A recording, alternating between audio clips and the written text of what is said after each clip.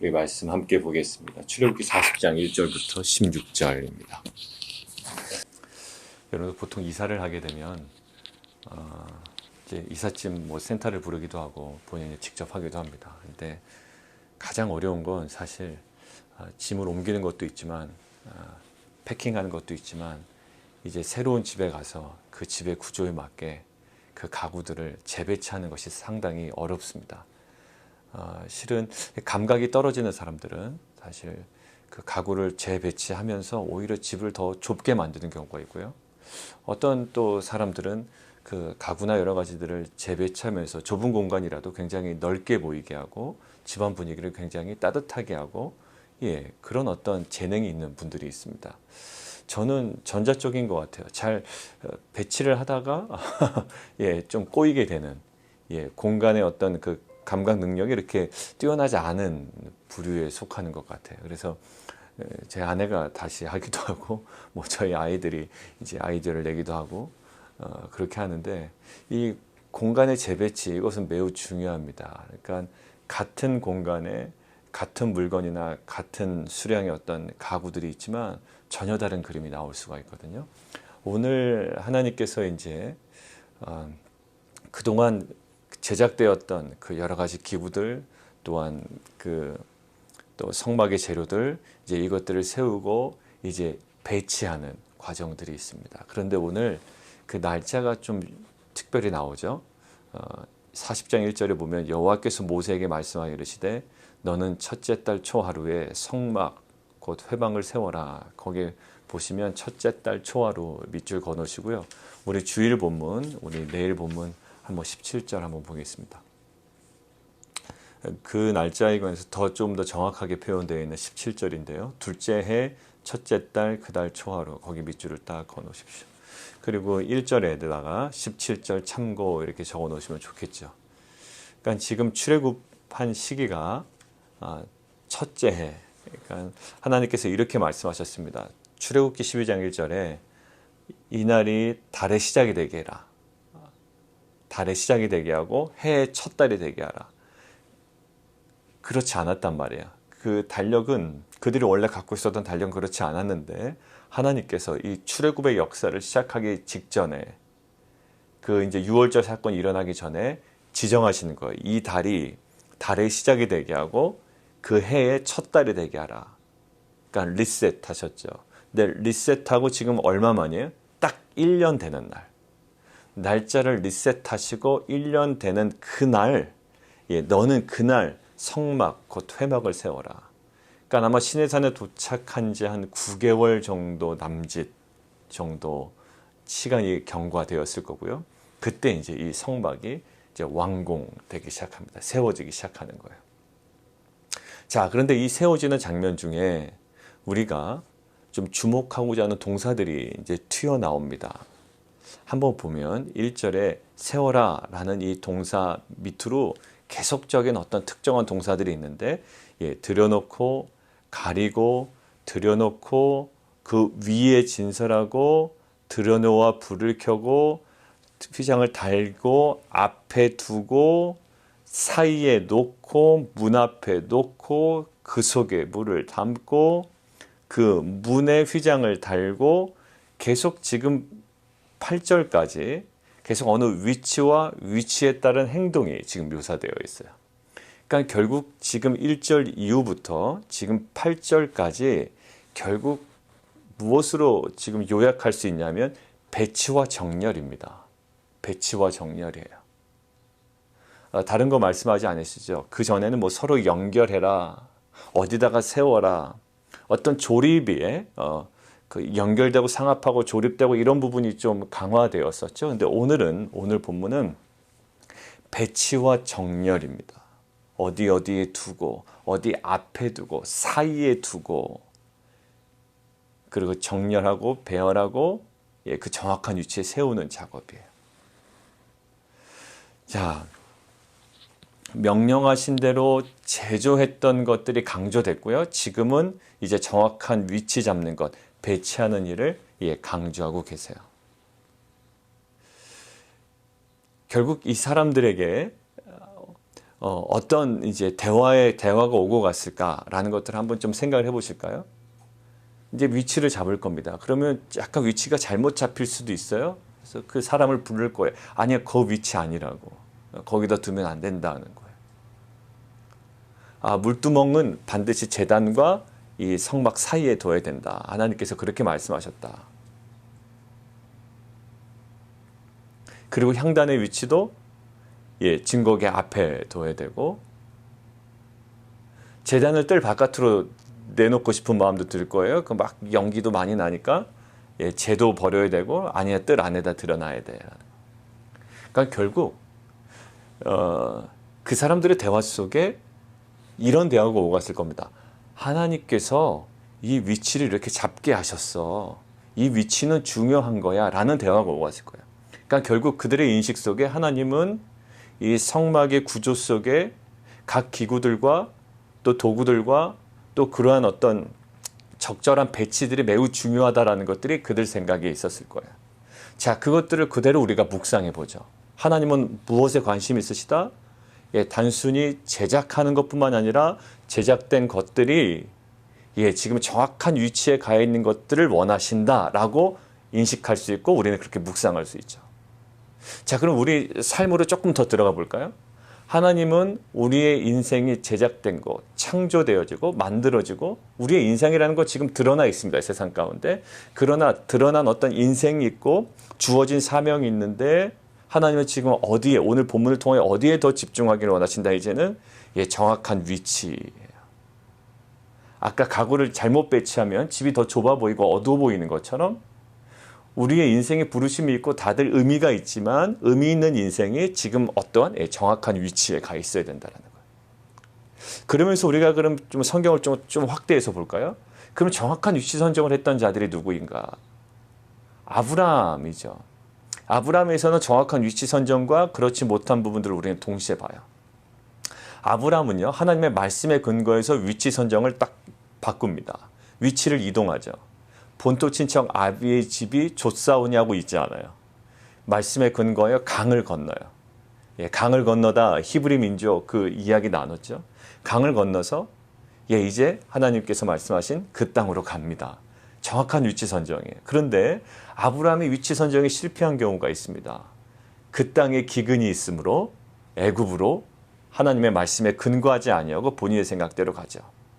거기서 자신의 와이프를, 아내를 누이라고 속이고 거기서 큰 수모를 당할 뻔합니다.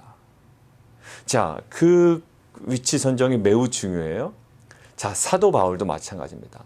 사도 바울도요, 사람들이 의아하게 생각했다고요. 첫 번째로 그 상대방이 의아하게 생각한 건 뭐냐면, 아니 왜 예루살렘으로 들어가냐라는 거. 왜 예루살렘으로 그 당시에 들어가면 그 사람 사도 바울에게 주어질 핍박과 또 그 고난이 불보듯 뻔한데 위치 선정 잘못됐다라고 하고 조언을 합니다. 그런데 사도 바울은 무엇에 근거하여? 어떤 고난과 또 핍박과 환난이나 이런 외부적 상황이 아니라 하나님께서 바울에게 부르신 그 부르심, 그러니까 결국 하나님 말씀에 근거하여 위치 선정을 결정합니다. 어디에? 그래도 가야 된다라는 거예요. 그게 사도행전 20장에 나오는 거 아니에요? 그 환난과 결박이 나를 기다린다고 하지만 나는 하나님께서 내게 주신 사명, 그 복음을 전하는 일을 위해서는 나의 생명을 추어도 조금도 아끼지 않겠다라는 고백으로 위치 선정을 과감하게 갑니다.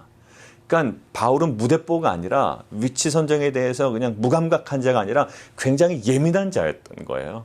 예민했기 때문에 사람들의 만류에도 불구하고 정확한 위치 선정을 할 수가 있었죠. 아니 사도 바울이 저기서 왜 나와? 라는 거예요.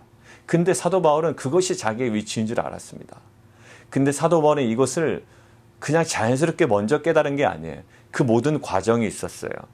그가 먼저 위치 선정이 흔들렸던 때가 있었습니다. 언제냐 하면 그 2차 전도 여행 때였어요. 2차 전도 여행 때 사도 바울은 위치 선정이 흔들립니다. 자기는요, 에베소나 이 아시아 지역을 공략하면 굉장히 효과적일 거라 생각을 했어요. 왜냐하면 그곳엔 사람도 많이 다니죠. 많은 문물이 오가는 지역이에요. 그 지역을 뚫으면 오히려 복음 전파가 더 효과적으로 확산될 거라고 생각이 들었던 거예요. 그런데 하나님께서 막으십니다. 위치 선정이 흔들려요. 사도행전 2차 전도여행 그 직전을 보면 사도 바울이 거기서 이 동선이 굉장히 왔다 갔다 합니다. 그죠? 그 갈피를 못 잡아요. 그런데 그때 하나님께서 위치 선정을 정확하게 알려주시죠. 어디요? 마게도냐 환상을 통하여.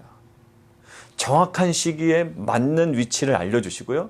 이것이 우리로 하여금 그쪽으로 가서 그들을 도우라고 하는 줄로 인정했다라는 거야. 그래서 그것들을 인정하고 정확한 위치 선정으로 가죠. 거기서 누구를 만나요? 루디아라는 그 여자 리더를 만나게 되고요. 사장님을. 그리고 거기서 그 귀신 들린 여종을 만나게 되고 귀신을 쫓아내게 되고 또 억울하게 옥에 갇히게 되고 옥에 갇히게 돼서 옥문이 열렸는데 간수가 스스로 목숨을 끊으려고 하다가 결국 사도 바울과 일행을 통하여 예수님을 영접하고 가족까지 구원을 받는. 여러분들 놀랍지 않아요?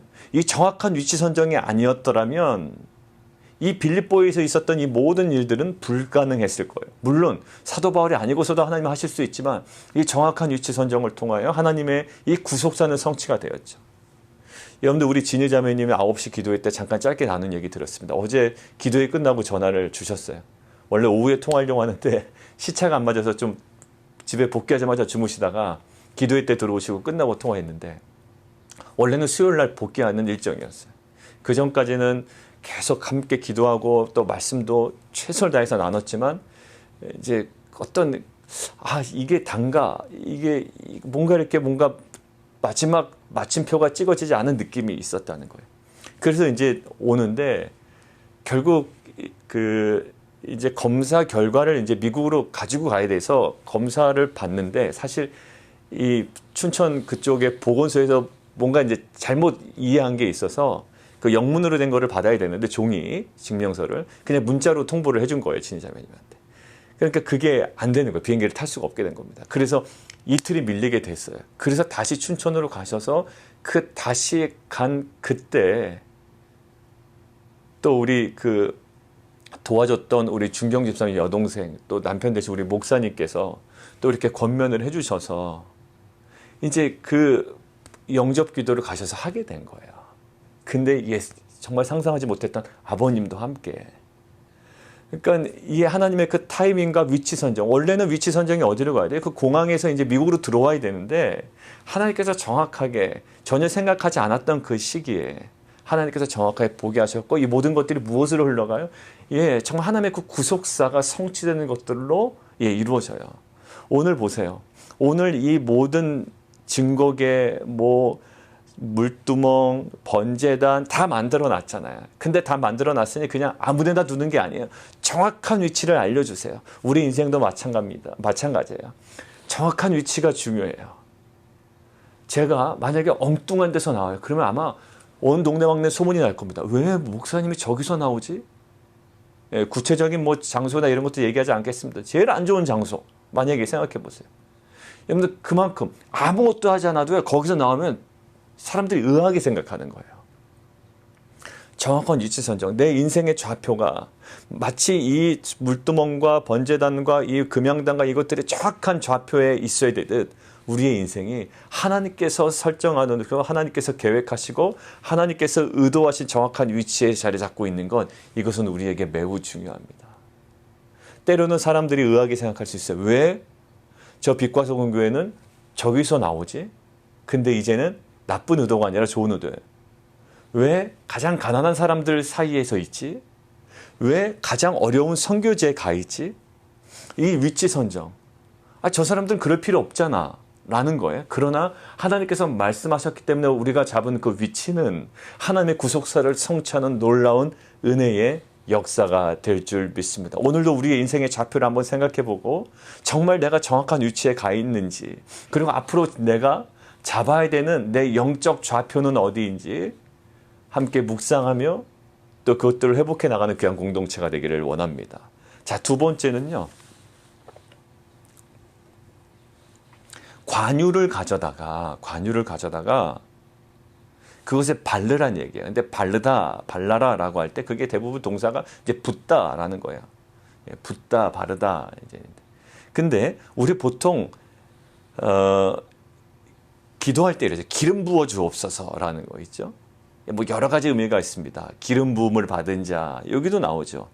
대제사장과 제사장 기름을 부어요. 그에게 기름을 붓습니다. 또 왕에게도 기름을 붓죠. 그때 다윗에게도 기름을 붓습니다. 이것들은 어떠한 그 권위를 나타내기도 하고요. 뭐 여러 가지 의미가 있을 겁니다. 자, 그런데 오늘 본문에 한번 집중해 보시죠. 관유를 가져다가 성막과 그 안에 있는 모든 것에 발라라. 그리고 이제 그 자세한 내용이 나옵니다. 번제단과 기구에 발라라. 그러면 뭐 물두멍에도 발라라. 받침에도 발라라. 그 심지어 어디까지 발라요? 아론과 그의 아들들에게 그 몸을 씻기고 옷을 입힌 다음에 기름을 부어라라는 거예요. 자, 근데 기름을 붓는 이유가 있습니다. 자, 13절 후반부 보세요. 제사장 직분을 행하기 위해서. 그리고 15절. 그 아버지에게 기름을 부음같이 그들에게도 부어서 뭐 하려고? 왜 기름을 부어요? 제사장 직분을 행하게 하기 위해서. 그러면 기름을 붓는다라는 것은 그 번제단에도 기름을 붓고 이런 것도 실은 넓게 보면, 좀 확대해서 보면, 이것들이 쓰임받기 위해서는 기름을 부어야 되는구나 라고 우리가 이렇게 연결시킬 수가 있습니다. 자, 좀 단순하게 명확하게 좀 정리해보죠. 기름을 붓는다는 것은 그들이 결국 쓰임받기 위한 절차 중에 하나였어요. 쓰임받기 위해서 번제단이 또 물두멍이 그것들이 정확하게 쓰임받기 위해서 또 제사장이 그 직분을 감당하기 위해서 기름을 부어야 돼요. 자, 그런데 우리도 마찬가지죠. 이렇게 기도합니다. 하나님 기름 부어 주옵소서. 내가 예배 인도자로 설교자로 어떤 그 사명을 감당하기 위해 하나님 정말 기름 부어 주옵소서. 괜찮네요. 그 인과관계가 좀 맞는 것 같아요. 기름 부어 주셔서 그것들을 잘 감당하게 해 주십시오. 맞는 것 같습니다. 그런데 오늘 중간에는 가장 많이 반복되는 그 단어를 우리는 함께 묵상해야 합니다. 자, 기름 부어 주옵소서. 왜? 이것들을 감당하기 위해서. 그런데 그 중간에 너무나도 많이 반복되는 단어가 있어요. 자, 9절입니다. 그것을 모든 것에 기름을 부어라, 발라라. 그 어떻게 해요? 기구를 거룩하게 하라. 자, 10절. 모든 기구에 발라 그 안을 거룩하게 하라. 그 제단이 지극히 거룩하리라. 11절. 물두멍과 그 받침에 기름을 발라 거룩하게 하고. 자, 13절. 기름을 부어 거룩하게 하여. 자, 지금 계속 반복되는 건 무엇이냐면 기름을 붓고요. 그 다음에 직분을 행하게 되는데 사이에 뭐예요? 결국 거룩하게 된다라는 거예요. 우리는 기름을 붓는다라는, 하나님 기름 부어서 우리에게 능력을 허락하여 주옵소서라고 기도를 하지만 사실 맞습니다. 기름 부음을 허락하여 주옵소서. 내가 이 사역을 잘 감당하기 위해서. 맞아요. 그런데 그 중간에는 그 과정 속에는 우리가 갖고 있는 이미지와 조금 달라요. 기름을 붓는 건 우리에게 뭐 능력, 진정한 능력, 막 파워 이러다기보다 지금 오늘 집중하는 건 뭐죠? 이 사역을 감당하기 위하여, 제사장의 직분을 감당하기 위하여 필요한 진정한 능력이 뭐라고요? 진정한 능력이 거룩이에요. 그래서 이 거룩하기 위하여 무엇을 붓는 거예요? 기름을 붓는 거예요. 결국 이렇게 되는 겁니다. 기름을 붓는 이유는 직분을 감당하기 위함이지만 오히려 붙어있는 것들이 하나 더 있어요. 뭐예요? 거룩하게 하ям이고, 거룩해져야 어떻게 해요? 그 직분을 감당할 수 있고 이 제사의 성막의 기구들로 온전히 사용될 수 있어요. 핵심이 뭐예요? 거룩이에요. 결국 우리는 기름 부어 주옵소서 할 때 어떤 그 능력, 파워 이런 것들을 생각하지만 이 기름 부음의 효과는 무엇으로 나타나나요? 거룩함으로 나타나고, 거룩함이 그 모든 것들을 가능하게 해요. 자, 그래서 디모데후서 우리 함께 볼까요? 디모데후서에 보면 2장 20절 보겠습니다. 디모데후서 2장 20절. 큰 집에는 금그릇과 은그릇뿐 아니라 나무그릇과 질그릇도 있다. 귀하게 쓰는 것도 있고 천하게 쓰는 것도 있어요.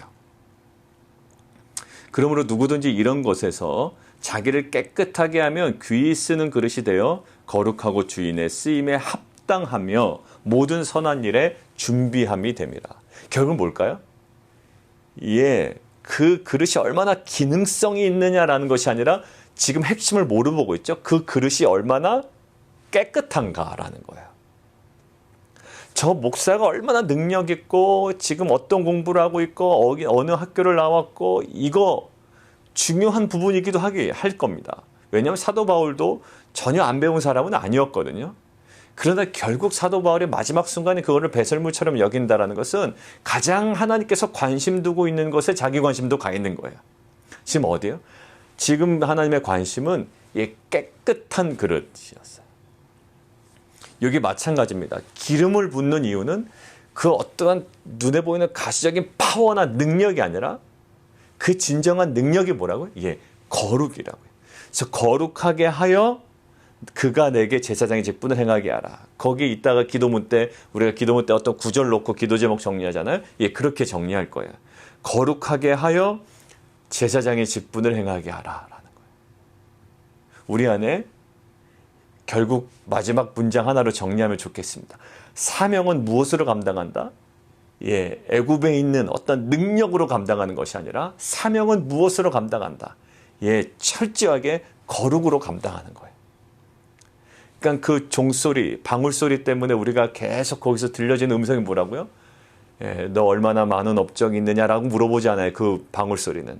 너 지금 거룩하냐라는 거예요. 너 지금 시간 거룩하게 쓰고 있느냐? 너 재정, 재물 거룩하게 쓰고 있느냐?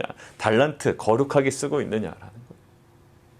하나님께서 우리에게 원하시는 건 예, 거룩이에요. 항상 다윗도요, 능력이 없어서 무너진 게 아니라 어디서 무너졌죠? 결국 거룩에서 무너졌습니다. 물론 그는 또 바로 회개합니다. 그런데 결국 다윗이 무너진 거는요, 오히려 어린 목동 다윗 때 그는 무너지지 않았어요. 골리앗 앞에서 절대 무너지지 않았습니다. 힘이 있어서 무너지지 않은 게 아니에요. 그런데 오히려 힘이 있을 때 그는 무너집니다. 어디서요? 예, 거룩의 포인트에서 무너지게 되는 거예요. 많은 목회자들이요, 최근에 한국에서도 또 여러 가지 뉴스가 들리던데, 어디서 무너지냐? 거룩에서 무너지고요. 많은 정치 지도자들도요, 예, 거기서 무너지고 거기서 검증받다가 예, 낙마하기도 하고 떨어지기도 하고 지지율은 뭐 곤두박질치기도 하고 여러 가지가 있습니다. 사랑하는 성도들, 우리 안에 다시 한번 많은 것들이 집중되어 있어요. 야, 대단한 업적과 또 많은 풍성한 것들과 가능성들을 보호하지만 하나님께서 우리에게 단 한 가지 보신다고요. 지금 내가 거룩하니 너희도 거룩하라. 이 성막을 통해 우리로 하여금 거룩을 요구하시고 거룩을 위하여 이 성막을 우리에게 허락하여 주셨습니다. 정리하겠습니다. 여러분들 정확한 위치 선정이 필요해요. 마지막으로 정리하면서 한 분을 한번 생각해 봤으면 좋겠습니다. 바로 예수 그리스도예요. 예수님의 그 정확한 위치 선정은 어디였을까요? 십자가였습니다. 예수님의 정확한 위치 선정, 그 십자가. 근데 유대인들에게는 예수님의 위치 선정이 못마땅했던 거예요. 예수님의 위치 선정은 저기가 되면 안 돼. 왜? 어디 왕궁으로 들어가셔야 되거나 어떤 그 권력자의 위치로 가 있어야지. 메시아는 그 십자가라는 위치 선정 못마땅하다라는 거예요. 그런데 이해되지 않았던 위치 선정이 정말로 그 시기에, 때가 참에 그 시기에 정말 온 인류를 위한 가장 정확한 위치 선정이 어디였을까요? 십자가였어요. 우리도 마찬가지입니다. 우리가 모르는, 우리에게는 이해가 안 되는 위치 선정이 있죠. 마치 진희자매님이 미국으로 들어와야 되는데 오히려 그 위치 선정이 어디로? 예, 갑자기 춘천으로 이동했지만 그곳에 하나님의 구속사가 성취되었대. 예수님의 유대인들로서는 이해할 수 없는 위치 선정, 그 십자가가 오히려 온 인류를 구원하는 하나님의 구속사가 성취되는 놀라운 은혜의 자리가 되는 줄 믿습니다. 우리의 위치 선정, 하나님의 말씀에 근거해요. 세상적 가능성이 아니라 하나님의 말씀과 부르심에 근거한 그 위치 선정과 앞으로 우리가 설정해 나가야 되는, 우리가 또 걸어가야 되는 그 모든 위치 선정까지 하나님께서 정말 말씀으로 선하게 인도하실 줄 믿습니다. 정확한 위치 선정과 우리에게 요구하시는 그 거룩함을 통하여 하나님의 구속사를 성취해 나가는 귀한 공동체 되기를 원합니다. 우리 함께 기도하겠습니다. 오늘 두 가지 기도할까요? 예, 정확한 위치 선정이에요. 근데 위치 선정은 그냥 우리가 생각하기에 좋은 위치가 있으면 안 됩니다. 축구 선수들도요, 예, 축구 경기를 뛸 때 내가 생각할 때 좋은 위치에 가 있지만 감독이 바깥에서 보기에는 엉뚱한 위치에 가 있는 거예요. 경기 승부와는 상관없는, 볼의 흐름과는 상관없는, 경기 흐름과는 상관없는. 그래서 외칩니다. 경기장 바깥에서 감독은 외쳐요. 야, 너 거기 아니야. 다른 데로 가라고 계속 외칩니다. 정확한 위치 선정, 그리고 하나님께서 원하시는 건 뭐라고요?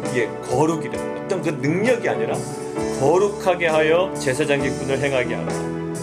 그러니까 정확한 위치 선정과 그 거룩함을 통해 하나님의 구속사를 성취해 나가는 귀한 공동체에게 도와주십시오.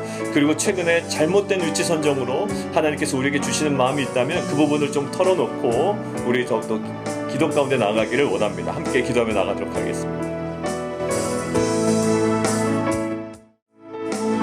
우리 함께 좀 기도할까요? 오늘 이제 내일 예배를 위해서 기도하겠습니다. 주일 예배, 그리고 우리 7가정 정도 우리 세 가족들과의 만남의 시간이 있습니다. 예배 직후에 우리 그 예배를 통해서 하나님을 온전히 경배하게 하시고, 또 우리 각자에게 허락하시는 그 레마의 말씀이 정말 심령에 하나님 온전히 임하며 우리가 거룩한 순종으로 나아가는 귀한 공동체 될 수 있도록 인도해 주십시오.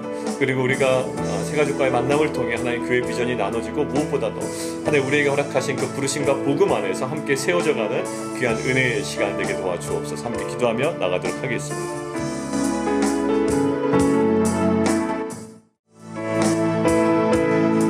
우리 성도님들 위해서 또 우리 교회 기도 제목을 놓고 기도하겠습니다. 우리 교회 공간에 관한 부분 계속 기도하고 있고요. 그리고 8월 8일에 있는 우리 침례 식을 위해서 여러 가지 그 일정 조정하면서 8월 8일로 또 침례 받기로 하신 분들이, 모든 분들이 8월 8일 일정이 또 괜찮다고 하셔서 8월 8일에 저희가 진행되는 그 침례 예식 그 날씨와 또 모든 시간들을 위해서 우리가 좀 기도해 주시고요.